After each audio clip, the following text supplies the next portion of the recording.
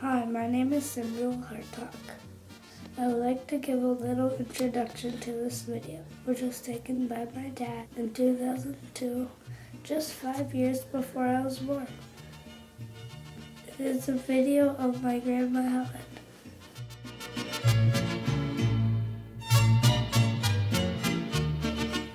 I'm very sad to tell you that my grandma Helen died just a few months ago. On January 9th, 2016. I will always love my grandma. I had many cool and awesome adventures with her, like looking at milkweed, hiking in the woods, listening to birds, and baking yummy plum cakes. She had a very amazing life, especially because she was born in Germany in 1930. She was able to escape the Nazis by going on the Kindertransport with her sister, my great-aunt Lorley, in 1938. You won't believe this, but the Nazis would not let my grandma's parents go with them. I think that was very unfair. When they got to England without their parents, they were adopted by two different Jewish families and lived far apart from each other. Grandma lived in Birmingham, England, and when the Nazi bombing got too intense, her family moved to Shrewsbury. Later, Grandma moved to Cardiff, and finally she was reunited with Aunt Lorley in London. She was only 8 years when the story starts. That's how old I am now. I can't imagine leaving my parents and not knowing what would happen to me. My grandma and Aunt Lorley were in England for 4.5 years.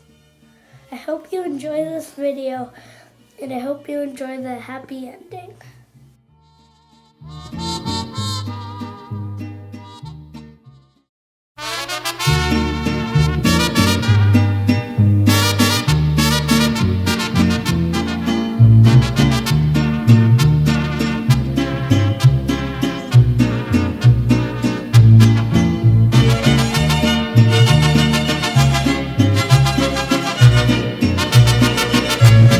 Thank you.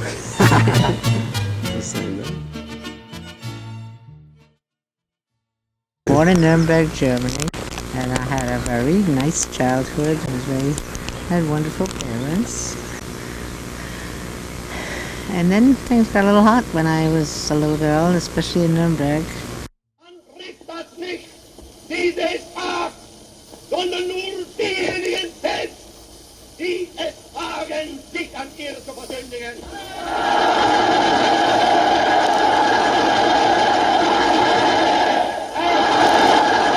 And then came the 9th of November, and that was very hot.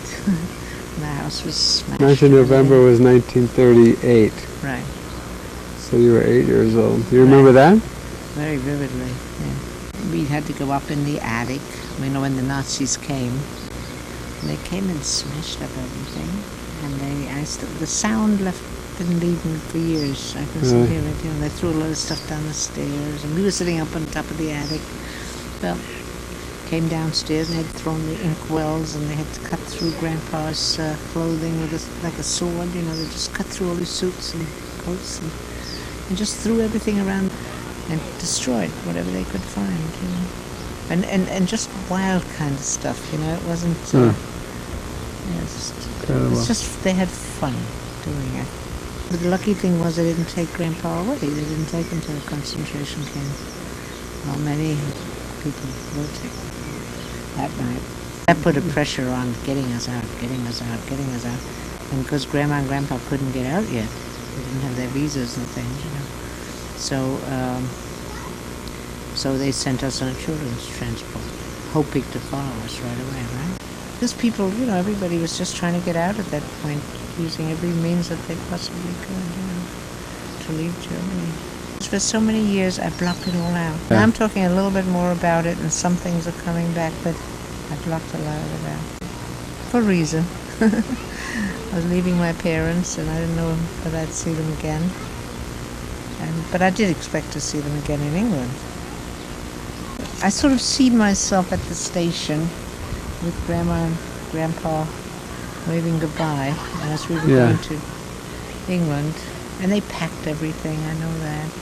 And they bought lots of clothes for the next winter and the next summer, so that because they had money, but they couldn't take it out or anything. And then we got to England, and somebody had typhoid fever. And then after the quarantine was over and we hadn't caught whatever it was. Oh, I see.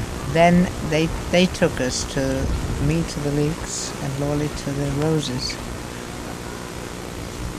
And that day I remember coming to the house, this big, it was called the Red House, and it was a red house, and coming in, and then they took me out to the nursery, and there was, and there the table was set with, I forgot what, but bread and butter and something, tea I guess, and they brought me in there and said, won't you have something to eat? And Nan was there, and Barbara, and Mrs. Leake, and the maid from downstairs, and everybody, and they were standing by the door watching me. And I tried to remember everything Grandma told me about how to eat. Should I use it with my right hand or my left hand? Because I couldn't understand what they were saying. But I still remember they looked around the corner. That was the upstairs nursery where this was, this was an English house, Nanny, the upstairs nursery. And that night, I went to bed. I don't remember in between what happens, but I do remember that night in bed and lying in bed and crying.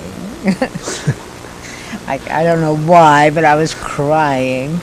And Nan came in, and she must have started unpacking my stuff, and she brought me one of my dolls, and then she put it in the bed and things, talked to me a little bit, So, you didn't speak English?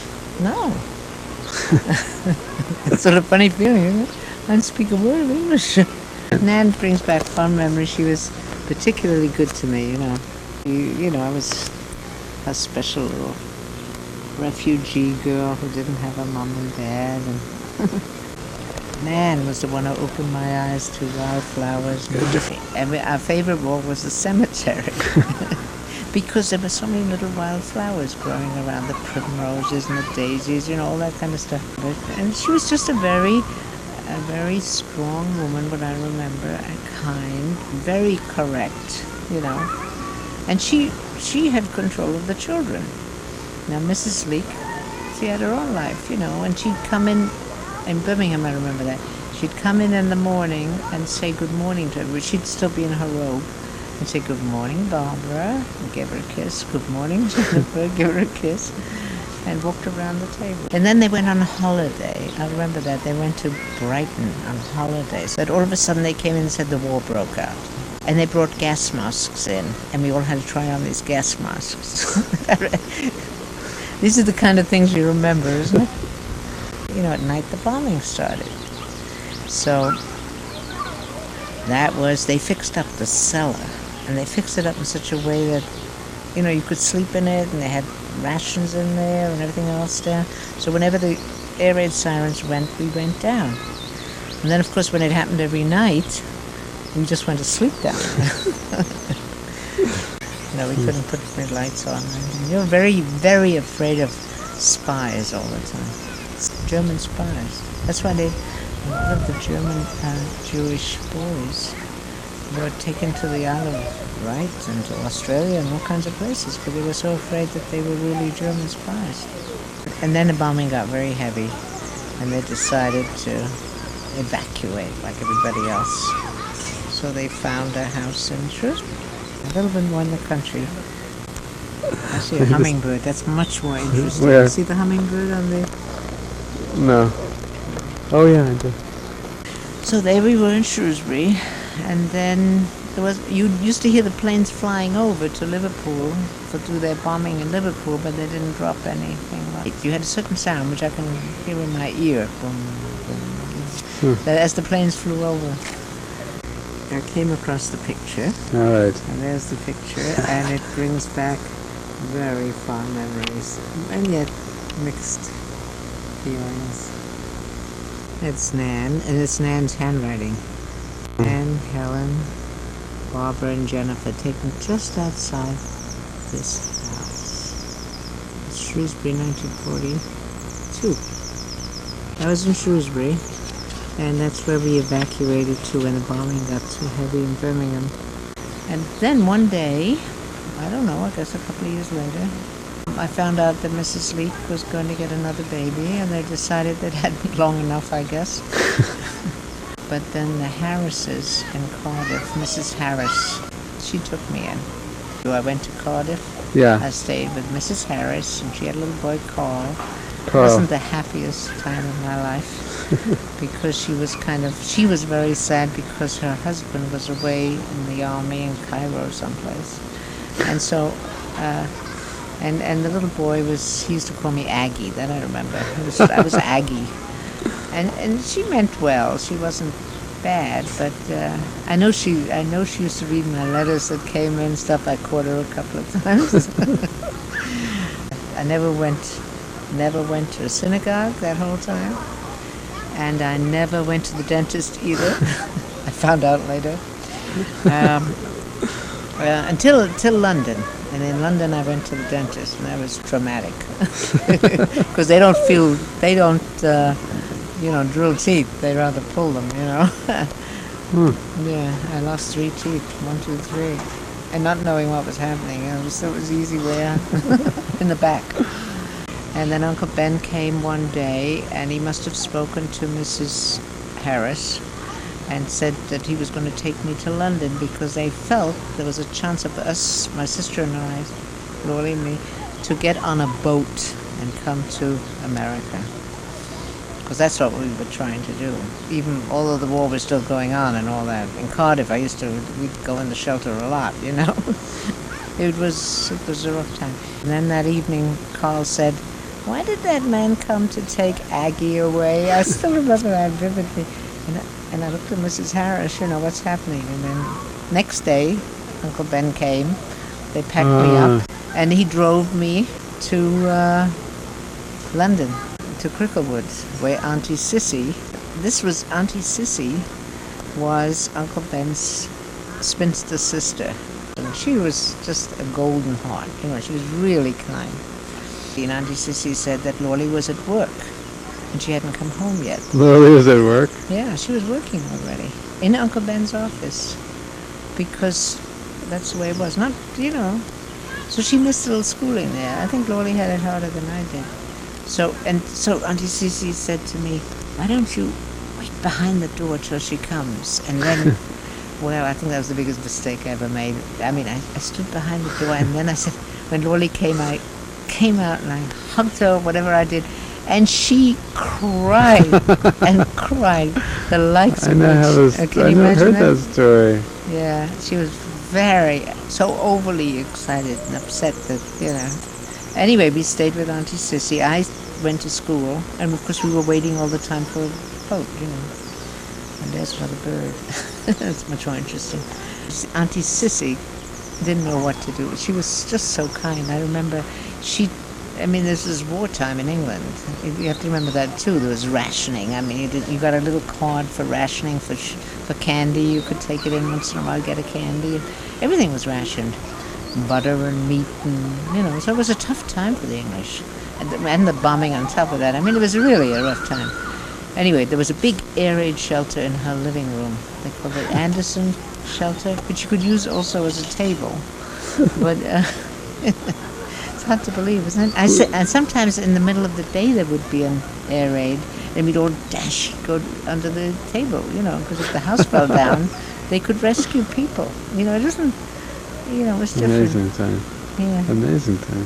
But she took her own slip or nightie or whatever it was, and made a little quilt out of it for my dolls, and things like that. She was very kind. As a matter of fact, years later, Daddy has met her. We went back to her house, and we did meet her again. So they were trying everything to get a boat. Finally, we found out that the boat was leaving from Southampton on such and such a day, but the important thing was not to tell anybody, because the enemy shouldn't know that a ship was coming and a ship was going. So I left school, didn't tell anybody. I'd been packed for days. I mean, both were kind of ready. And then somehow the other Lori and I got up to Southampton, and then we got on a boat to America. That thing was a cargo ship, but it was part of a convoy of like, I don't know, 15 boats or something. And they went very slowly up through, up to Greenland, Iceland, whatever. Around then took us 21 days on the ship. And there was one couple that was, there was German, who was supposed to be taking care of us, and they were speaking German. And I swear I could not understand a word they said. And I kept thinking, my parents are going to speak this language. I haven't seen them for 4.5 years. They're going to be speaking that language. Will I know them? Will I remember what they really look like? Well, how do they? It was a weird feeling. Yeah. Oh. Auntie Ray was the one, I think, who sent a telegram to Grandma and Grandpa, and said, "Don't bother to send the winter clothes." You know that we had that telegram? Oh. We just came across it the other day, and it's something. Don't bother to send your most wish dreams will come true, or something like that. Something very innocuous like that. So when this telegram arrived, I guess they were living on Ridgewood Avenue in Newark at the time. And so Grandma was all excited, but Grandpa was in the bathroom, it was just his time in the bathroom. So she went running to him and she said, open the door, I have something to tell you. And he came back with something like, you just want to come in, I don't believe you. Well, that was 3 weeks. And at that point on the radio, every day you heard that the convoy was being shot at and ships were going down and all kinds of things. Can you imagine for Grandma and Grandpa how terrible that was? Yeah. Because they couldn't wait to see us, because we passed the Statue of Liberty. Everybody was looking because there was the Statue of Liberty, including me, but not Lorley. She got so nervous, so excited. She went down and ironed clothes. She just couldn't take it. It was just too much. Sounds like she hasn't changed all that much. Yeah, we haven't talked about it, Lorley and I. Really? And I have blocked it out, most of it. We arrived in America, and the only thing I really remember is that Grandma was wearing this silly little red hat, and we went on a subway. But we were very shy. I was so shy, you wouldn't believe it. You were? But in England, you have to, you didn't speak until somebody spoke with you, and I was just shy. I'm not shy anymore. I just remember sitting in the subway and looking at her. I guess I was just sort of looking at her. This is my mother, with a little red hat on. And then we went to Ridgewood Avenue, and that's life in America started, and it's been very good to me. And I think it's been very good to me. My parents were always so happy to be here, so grateful. They showed it. They were in a little apartment, and they had just bought some furniture at Sears Roebuck. Yeah. It was maple furniture. And they were so happy with it. Yeah. And America was very good to them. I remember that well. You remember that part? Yeah. Really? Okay, you want to hear a little bit more about Nan? I came across this letter. Dear Helen and Kenny, what lovely news. But what a naughty girl to call him Ricky. I like Richard Hartoch. Please give him a cuddle and kiss from me. His Grand Nan. That's what she called him. Grand Nan. And of course he is lovely. I don't know his daddy, but I do know his very lovely mommy. And if he grows up with just half the spunk, he'll be all right. I never heard this. I hadn't read in a long time. At the moment, I'm busy knitting a wee woolly for him, and I hope you don't have to pay duty on it. Isn't it a wonderful miracle? You can understand your own parents' feelings so much better now, can't you? Isn't she a sensitive lady? Yeah. Yeah, you get the feeling. I tried, with God's help, to be a good substitute for your mother, Helen, my love, and while you were in my care, and I prayed so hard that you might at last be given back to your father. I long so much to have you now, but have to make do with letters. I want to ask you both, Helen and Kenny, to share your baby, especially much to the parents who had to suffer the loss of both their precious daughters. Isn't that touching? It's very touching. I mean, that's the kind of a person. She had such depth and kindness, you know, Wow. to share you Yeah. with, try to give back to them in some little measure the love they had to forego. Can you imagine? Wow. That's her. Now as Daddy and Mommy, you'll be able to see a little just what sacrifices they had to have. God has been good to you. Teach Richard to understand this so that he will be a man enough to weather whatever should be in store for him. Isn't that something? Oh, how I long to hold you and him in my arms, and Kenny too. And also I'm glad because I shall be resting after my foot operation. I think this is what she dies from, actually, right after that. Yeah. My love to you all, man. Isn't that a wonderful letter? Thank you.